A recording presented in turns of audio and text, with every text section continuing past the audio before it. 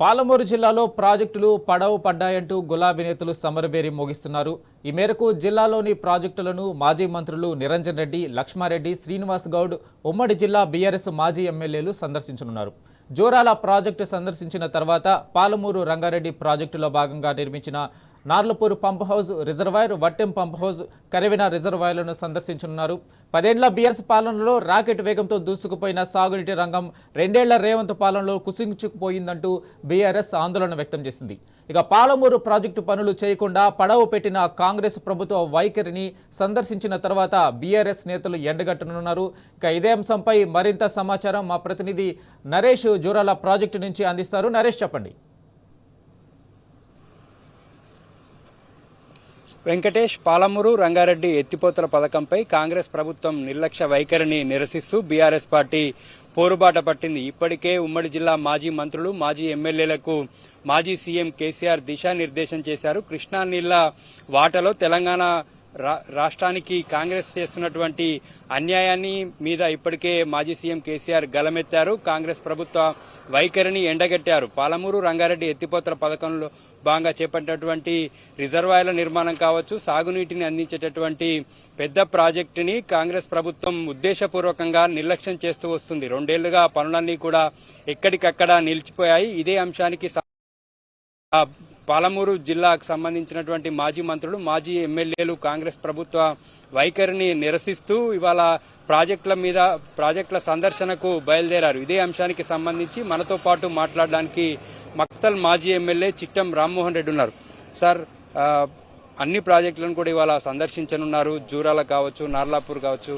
అసలు ఈ పర్యటన యొక్క ముఖ్య ఉద్దేశం ఏంది? గత 2 ఏళ్లుగా ఈ జిల్లాలో ఏం జరిగింది? కాంగ్రెస్ ప్రభుత్వ నిర్లక్ష్యం ఎట్లా? దీన్ని వాస్తవాలు తీసుకురావాలనే ఉద్దేశంతోనే మా ముఖ్యమంత్రి కేసీఆర్ గారు చెప్పడంతోనే మేము ఈ పోరుబాట పట్టడం జరిగింది.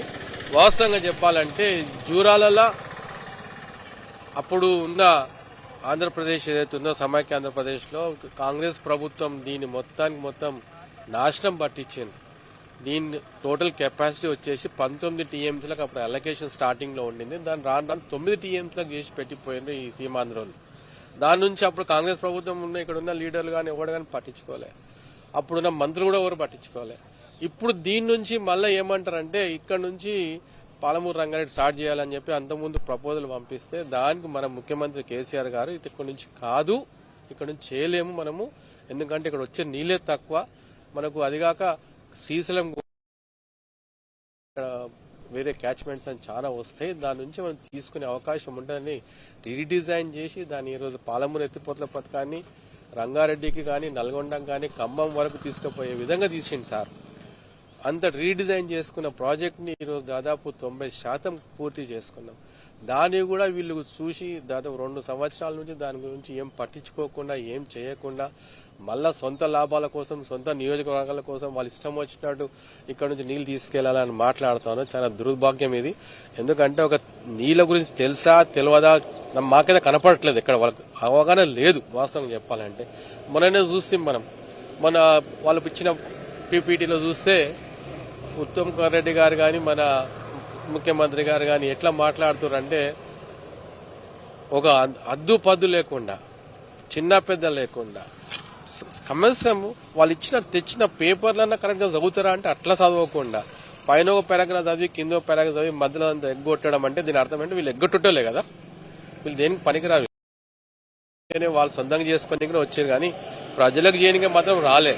ఈరోజు నీళ్ల గురించి మొత్తం అవగాహన ఉందంటే మన కేసీఆర్ సార్కే సార్. వాస్తవంగా చెప్తా, 2014లో సారు ఏదైతే అసెంబ్లీ పవర్ పాయింట్ ప్రజెంటేషన్ అప్పుడే చేశాం, అప్పుడే నేను చూసిన సార్ గారి అంటే ఏ విధంగా నీళ్లు తీసుకోవచ్చు, ఏ విధంగా మనం తెలంగాణకు గోదావరిని, కృష్ణాని కలపవచ్చు అనే విధంగా అప్పట్లో ప్లాన్ చేసింది సార్.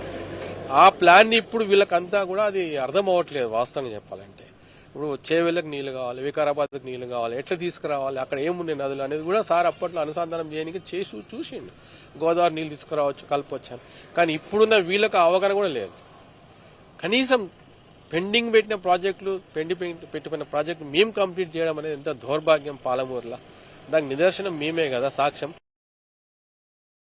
గానీ, నెట్టెంపాడు గానీ, కోయల్ సాగర్ గానీ, కలవకుర్తి గానీ ఇవన్నీ చేపించుకుంది మేమే. కానీ అది కూడా మేమే చేసినామని చెప్పడము కనీసం సరే వాళ్ళు చేసిరన్న ఇప్పుడున్న pending project Palamuru lift irrigation చేయండి, దమ్ములు ఉంటాయి కంప్లీట్ చేయండి. దాన్ని 90% కంప్లీట్ చేసినాం కదా, అది చేత కాదు.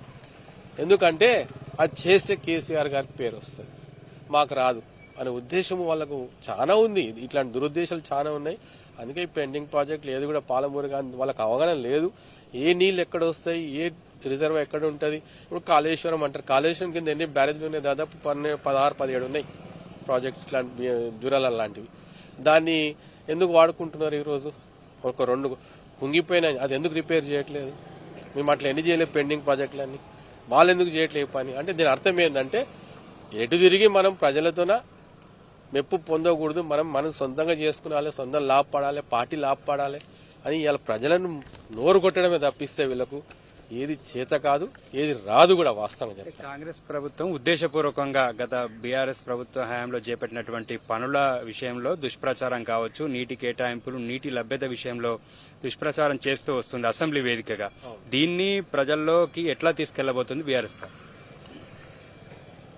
వాస్తవంగా చెప్పాలంటే కేసీఆర్ గారు చేసిన ప్రాజెక్టులన్నీ వాళ్ళకి ఎవరికి మింగుడ పడట్లేదు. ఎందుకంటే దాని నుంచి ఈరోజు ఎన్నో లక్షల ఎకరాల నీళ్లు వారించుకుంటున్నాం, పంటలు మంచి సస్యశ్యామలమైంది.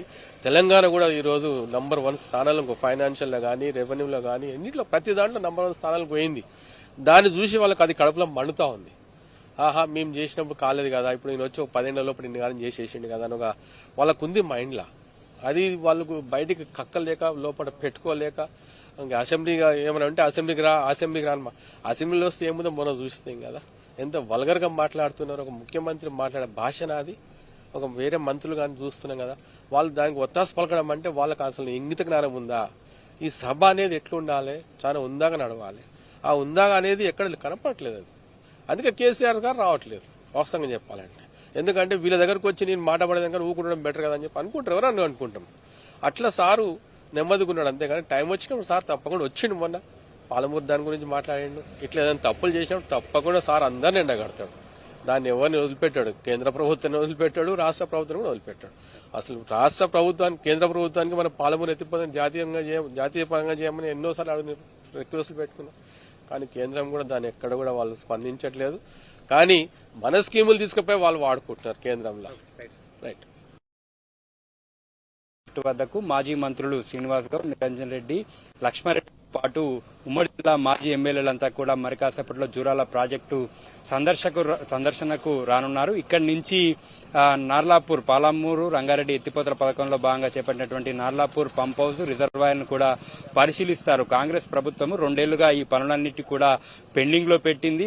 ఎక్కడి పనులు అక్కడ నిలిపివేసింది. 2 ఏళ్లుగా కాలయాపన చేస్తూ పాలమూరు రంగారెడ్డి ప్రాజెక్టును పూర్తి చేయకుండా నిర్లక్ష్యం చేస్తూ వస్తుంది. ఈ అంశాన్ని ప్రజల్లోకి తీసుకెళ్లి రైతాంగంలో అవేర్నెస్ క్రియేట్ చేయడం కావచ్చు, కాంగ్రెస్ ప్రభుత్వ నిర్లక్ష్య వైఖరిని ప్రజల్లోనే ఎండగట్టాలనేటువంటి ఉద్దేశంతో ఇవాళ ఉమ్మడి జిల్లా మాజీ మంత్రులు, మాజీ ఎమ్మెల్యేలంతా కూడా పోరుబాట పట్టారు. Right, thank you Naresh.